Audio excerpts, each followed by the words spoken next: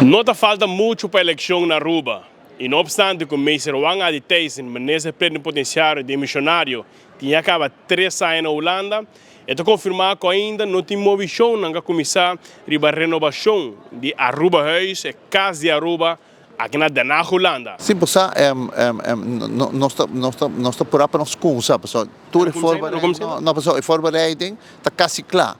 Pero começa tem burocracia de gente, então nós queremos que está claro dia para dezembro, fim de ano, outro ano, então, não? Para sobra nós tem gana para na 2026 com o Deus poder nós podemos abrir a rua para abrir com o gebouw renovar. Na januário 2026 a Aruba está assim 40 anos. Está essa parte, lota bonita, lota echt bonita.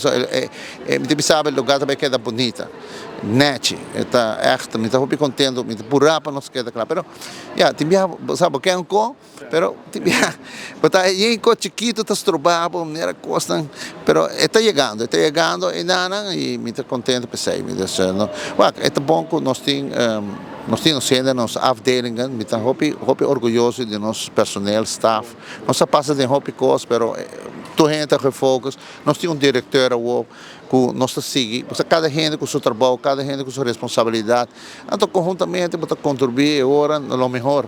Me deram a buscar que estudante não também nós temos mais contato agora. Já homem? Sim, já vieram bom, então buscar, bota laganang também está dando na contribuição, não também está denk mee, não também está leef mee com nós sostener, não está sostener nós, pessoal, Brian está Bolsonaro.